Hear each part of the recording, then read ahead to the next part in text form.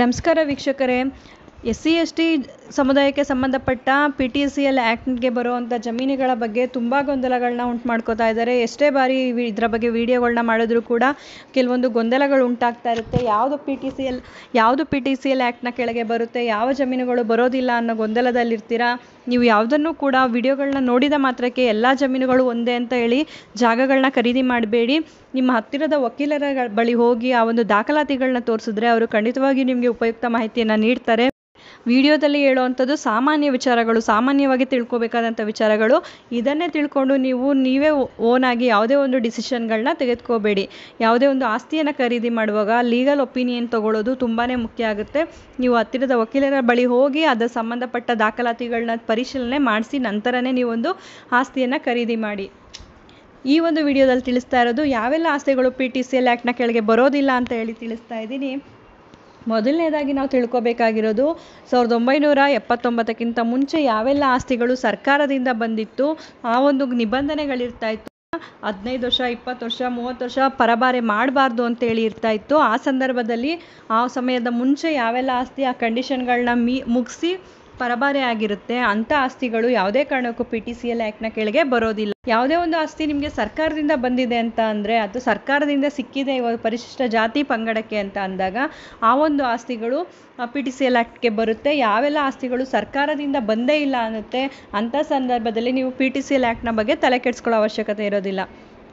ಯಾವುದೇ ಒಬ್ಬರು SC/ST ಸಮುದಾಯಕ್ಕೆ ಸೇರುವಂಥವರು ತಮ್ಮ ಪಿತ್ರಾರ್ಜಿತವಾಗಿ ಉಪಯೋಗಿಸ್ಕೊಂಡು ಬರ್ತಾ ಇರ್ತಾರೆ. ಎಷ್ಟೋ ಜನಕ್ಕೆ ಆಸ್ತಿ ಜಮೀನುಗಳಿರುತ್ತೆ, ಅವರ ತಂದೆ ತಾತನ ಕಾಲದಿಂದಲೂ ಆ ಜಮೀನುಗಳು ಅವ್ರದ್ದೇ ಆಗಿರುತ್ತೆ. ಅದು ಯಾವುದೇ ಕಾರಣದಿಂದಲೂ ಸರ್ಕಾರ ಕೊಟ್ಟಿರೋವಂಥದ್ದಲ್ಲ, ಅವರ ಸ್ವಂತ ಜಮೀನಾಗಿರುತ್ತೆ. ಈ ಒಂದು ಜಮೀನುಗಳು ಪಿತ್ರಾರ್ಜಿತವಾಗಿರೋವಂಥದ್ದು ಅಥವಾ ಅವರು ಸ್ವಂತ ದುಡಿಮೆಯಿಂದ ಒಂದು ಆಸ್ತಿಗಳನ್ನು ಖರೀದಿ ಮಾಡಿದರೆ ಅದು ಸ್ವಯಾರ್ಜಿತ ಆಸ್ತಿ ಆಗುತ್ತೆ. ಈ ಆಸ್ತಿಗಳು ಕೂಡ ಈ ಒಂದು PTCL ಆ್ಯಕ್ಟ್ಗೆ ಬರೋದಿಲ್ಲ. ಅದೇ ರೀತಿ ಒಂದು ಸರ್ಕಾರಕ್ಕೆ ಯಾವುದೇ ಒಂದು ಹಣವನ್ನು ಕಟ್ಟಿ ಹಣವನ್ನು ಪಾವತಿ ಮಾಡಿ ಒಂದು ಆಸ್ತಿಗಳನ್ನು ಪಡೆದಿದ್ರೆ, ಅದು ಸರ್ಕಾರದಿಂದ ಬಂದಿದ್ದರೂ ಕೂಡ ಯಾವುದೇ ಒಂದು ಹಣವನ್ನು ಅವರು ಕಟ್ಟಿದರೆ ಅದು PTCL ಆ್ಯಕ್ಟ್ನ ಕೆಳಗೆ ಬರೋದಿಲ್ಲ.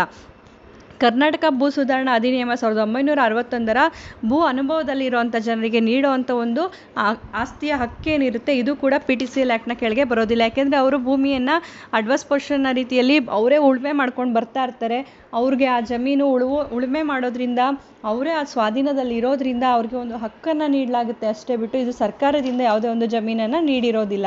ಇದು ಕೂಡ PTCL ಆ್ಯಕ್ಟ್ನ ಕೆಳಗೆ ಬರೋದಿಲ್ಲ.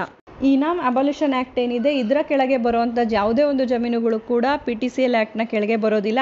ಇನಾಮ್ ರದ್ದತಿಯಿಂದ ಏನು ಒಂದು ಜಮೀನುಗಳನ್ನ ಸರ್ಕಾರ ನೀಡಿರುತ್ತೆ, ಇದು ಕೇವಲ SC/ST ಸಮುದಾಯ ಅಂತಲ್ಲ, ಎಲ್ಲ ಸಮುದಾಯಗಳಿಗೂ ಈ ರೀತಿಯಾದ ಜಮೀನುಗಳನ್ನ ನೀಡ್ತಾ ಇದ್ರು.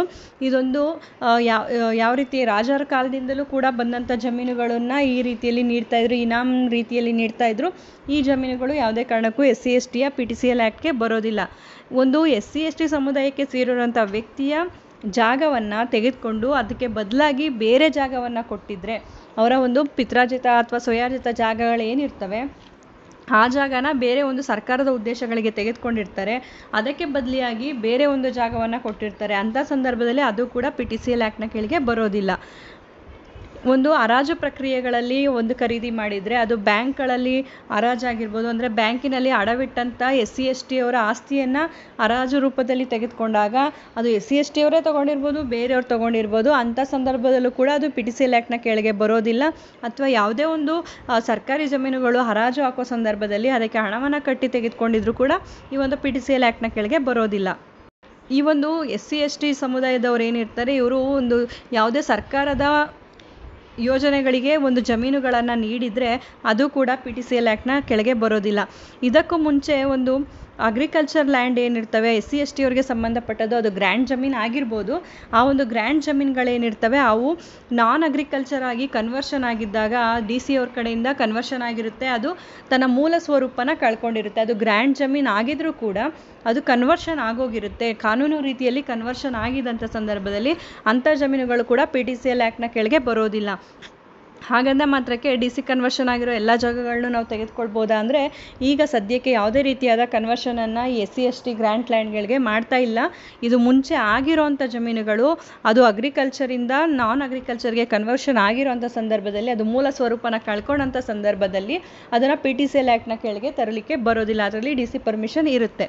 ಈ ರೀತಿಯಾದ ಎಲ್ಲ ಜಮೀನುಗಳನ್ನು ಕೂಡ ನಾವು PTCL ಆ್ಯಕ್ಟ್ನಿಂದ ಹೊರಗಡೆ ಇರೋದ್ರಿಂದ ಈ ಜಮೀನುಗಳನ್ನ ನಾವು ಖಂಡಿತವಾಗಿಯೂ ಖರೀದಿ ಮಾಡ್ಬೋದು. ಆದರೆ ಯಾವುದೇ ಒಂದು ಜಮೀನು ಖರೀದಿ ಮಾಡೋದಕ್ಕಿಂತ ಮೊದಲು ಲೀಗಲ್ ಒಪಿನಿಯನ್ ತೊಗೊಳ್ಳೋದು ಬಹಳ ಮುಖ್ಯ ಆಗುತ್ತೆ.